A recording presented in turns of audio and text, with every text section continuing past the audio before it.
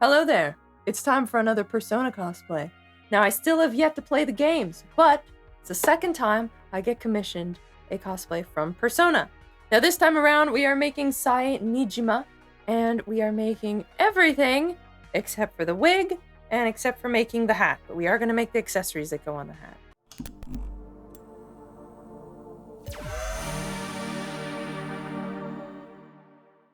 Also, for anyone who is curious and anyone who wants to make this cosplay themselves, I do have a pattern available on my Ko-fi shop, and there'll be links down in the description for that. Now, for anyone who may be new here, I tend to forget that. Hi, I am StaticTides. I make cosplays, costumes, fashion, clothing, and things. I do personal projects as well as commissions, and this is a commission. But luckily, this particular client is really good about posting videos in the cosplay and photos and whatnot. So if you guys are curious about that, I will be linking her socials as well down in the description too. Let's get started. Every commission begins with measurements. Even returning clients provide me with a fresh batch of measurements, which is the case here. Next, a base pattern. All my patterns are organized in a folder with corresponding numbers that link each one to a drawer. This one seems the closest fit. There's no need to reinvent the wheel. So even though I heavily alter patterns, sometimes beyond recognition, a starting point is a big help.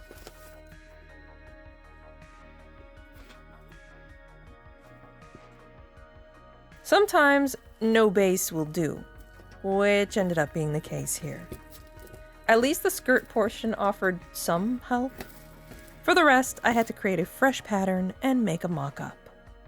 So I wanted to quickly explain the seam placement choices on this.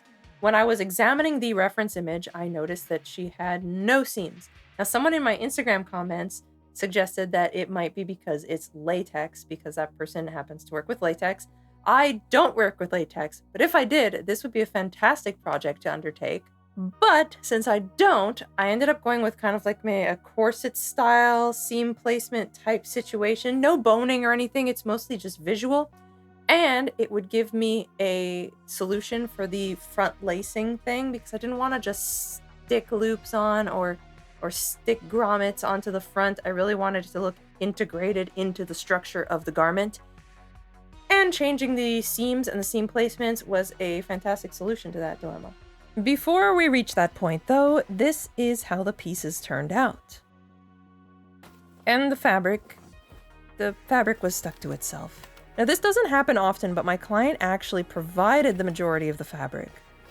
So after I was done wrestling with it, I wrestled with it some more to get it aligned on the fold. Since it sticks to itself, getting it aligned and perfectly flat was a bit of a challenge. But what can you do? Also, scissors seemed a better choice than the rotary cutter for this one. Just a gut feeling. And I trust the gut. Mine specifically. I don't know about other people's gut. Now take a look at this surface. It's a mess. Clean yourself up. I put my fabric shield on the texture side to hopefully get some of that texture to transfer and muddy the perma creases. So with that logic, if you get wrinkles, go get sun damage. Anyways, this is the result.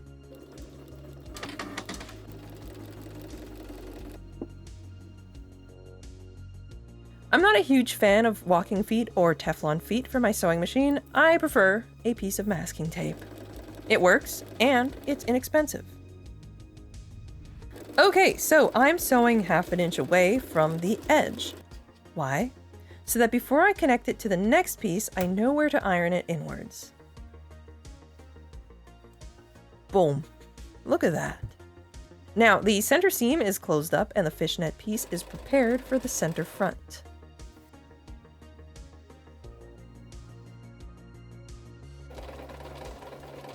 Sewing on the very edge will secure it to the fishnet, and the second row will give it the illusion of a boning channel. I like to innovate sometimes with projects, and the opportunity presented itself with this one. And this detail is what I was really looking forward to. The front lacing loops. There's some on the back too. The idea was to keep them as low profile as possible and have them sandwiched between the next layer. And this was so satisfying. The lacing will have to wait though, because there's still a lot more to be done, and at this point in the build, the skirt's up next.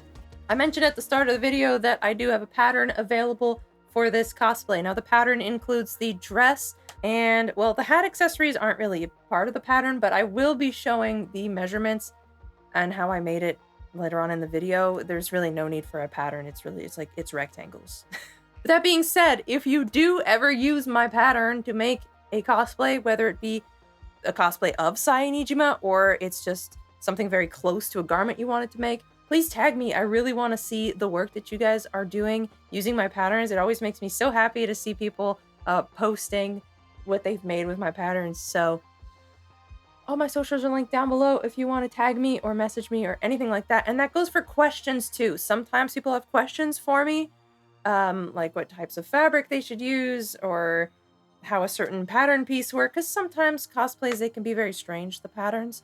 So if you have any questions whatsoever, my DMs are open, whether it be in the comments section or a direct message. You have my permission. This purple cotton blend was a very lucky find. It was on sale and had the exact color and drape I was looking for. I wanted to line the skirt before connecting it to the bodice, since the bodice is not lined. If you follow my content, you might know that I like to face pieces. A facing is a piece of outer fabric that connects to the lining fabric so that the visible edge doesn't suddenly become a different fabric.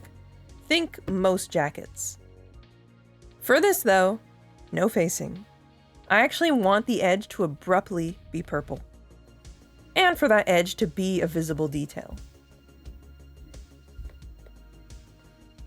Once all the pressing is done, I want to top stitch this thing. But I have black fabric on one side and purple fabric on the other. So check this out. If you put black on the spool and purple in the bobbin, you can sew two colors at once. Oof. Okay, the top. The top needs to be basted so the layers don't move. Also, so I can trim away the purple edge so I can fold the vinyl layer over.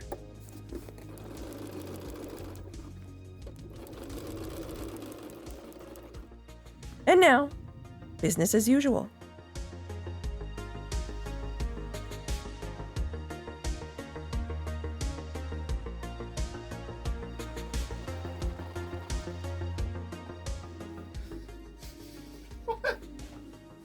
That's such an evil look. Nah, but they will be trying to kill you. But there's still an edge that needs tending to.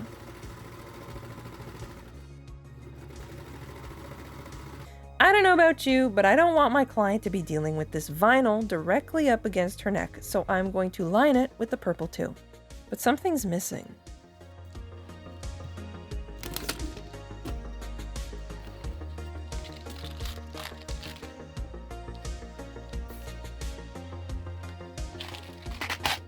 These are great. They're great if you don't sew stuff too.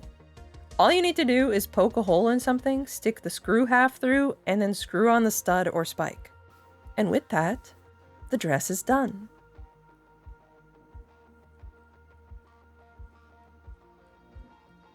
Gloves! Sorry for the jump scare there. What a cheap tactic, jump scares. Never been a fan. Well, either way, I'm here to tell you that gloves do not need to be scary. There's really quite a simple trick to it, and it's to take your time and be patient, and do one thing at a time. And by that, I just mean don't assembly line everything you possibly can just because you can get pins without them interfering with one another, because they will interfere under the sewing machine. Now, unfortunately, this footage is going to be very black on black fabric, so it might be a little bit difficult to see what I'm doing, but I'll do my best to make it as... My calculator watch just beeped.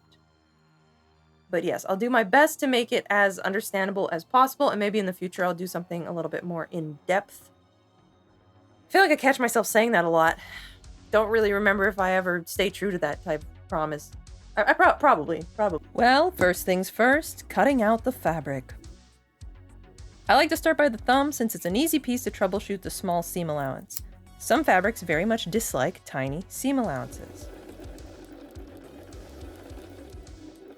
Then I go ahead and lobster trap the thumb and the thumb hole. At this point, I haven't cut any of the fingers yet, since it gets in the way when sewing.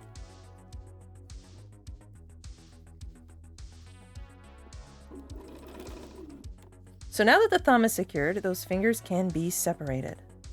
What I like to do, and this makes sewing this 0 degrees angle so much easier, is I like to tack the junctions together just at one tiny centered point. And I do this to all of them.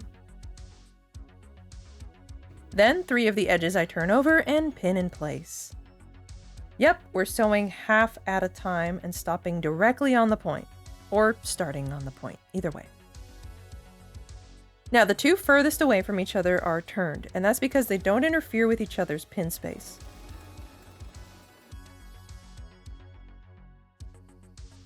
And now the last one. It's that easy. All you have to do is a bit at a time. Alright, so the exact same thing happens to connect the bottom of the glove. The junctions are tacked, the side seams will be last, so all 3 of the edges that don't interfere with each other are pinned. Rinse and repeat until the side seams.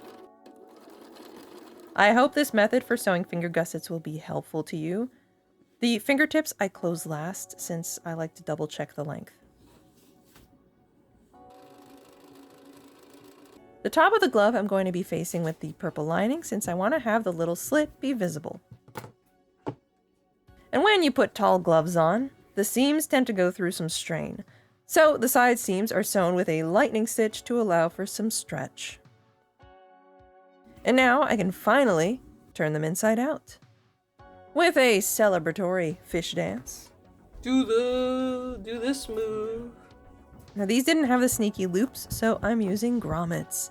And this is the configuration to have the little X-shaped lacing. I lace them up with a dull needle and finish them up completely.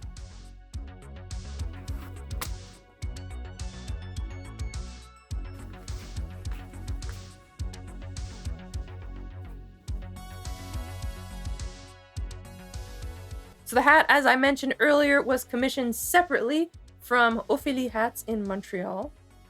Link down in the description as well for them if you're curious. Which means I am only in charge of the accessories that adorn said hat. Which is very scary because I don't want to do anything permanent to this wonderful work of art. But there are solutions.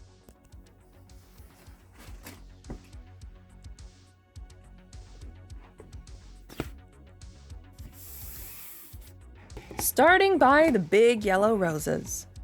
I've never made fabric flowers before, and it's actually so fun and easy.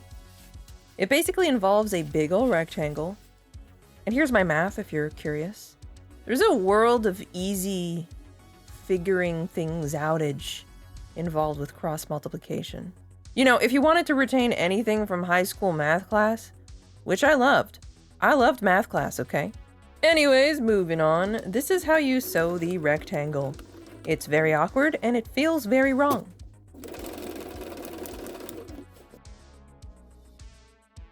But then you gather it up and it starts to feel right.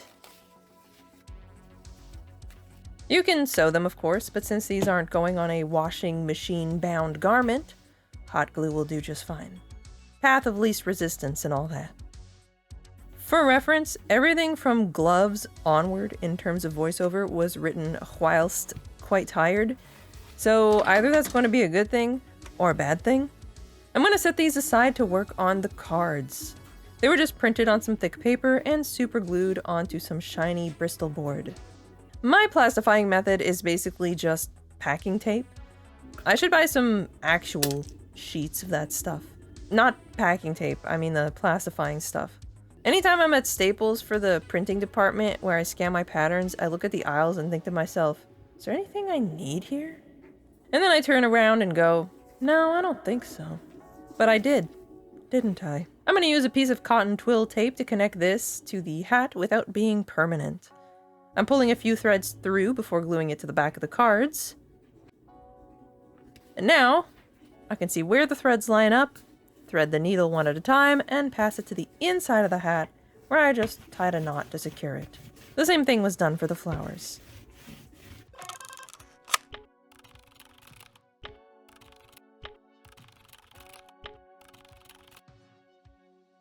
Only one thing remained. The stockings. I have a million of this fishnet fabric, so I had more than enough. I got everything all cut out, including the top band, and now, time to hope the sewing machine is kind enough to sew the fishnet to itself. And oh nice, it was.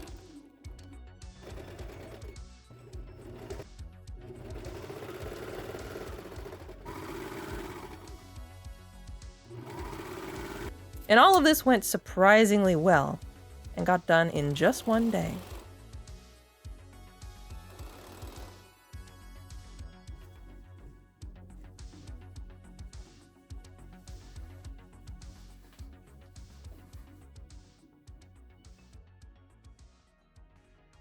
Yeah, the voice and tone of the narrator definitely saw a change there, as well as during my clips where I'm standing right here, I'm sitting, talking to you, because I recorded this more than 1 month later. Yeah, I got really caught up doing the preparations for the championship and whatnot, and I feel like I'm talking a mile a minute. I don't know why, but yeah, the tone of this video is gonna be all over the place, at least to my perception. Which begs the question, should I only write my voiceovers / record my voiceovers when I'm very tired? Let me know.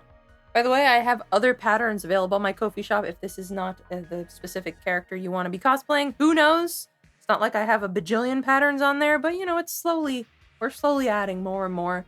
I mostly add patterns once I cosplay something myself or I get a commission. That's how patterns come to be on my website. Or on my Ko-fi, rather. Now, I know I still have a lot of videos in the log, but I'm feeling pretty refreshed with how present day we're getting here with them. And I'm really slow at making costumes because I take my time with every little detail, minuscule detail that no one will ever be able to see. But still, I'm somehow, or have somehow been faster at making costumes than I am editing and posting the videos. But I'm thinking that once I am caught up, the format might change a little bit. And I think the next costume video I'm going to post is going to be Darcy. It's a little bit more chill, but it's very possible that my Montreal Comic Con vlog comes out first, because I try to be relatively current with that and quick enough after the convention. And I haven't really started editing it yet, but I hope it's going to be a good one, because it's the video where I took my mom to a convention for the first time, and I took my mom to wear cosplay for the first time, and enter a championship for the first time. So I hope you guys enjoy that. With that said, guys, I will catch you guys on the flippy, and Godspeed. Did that in 11 minutes.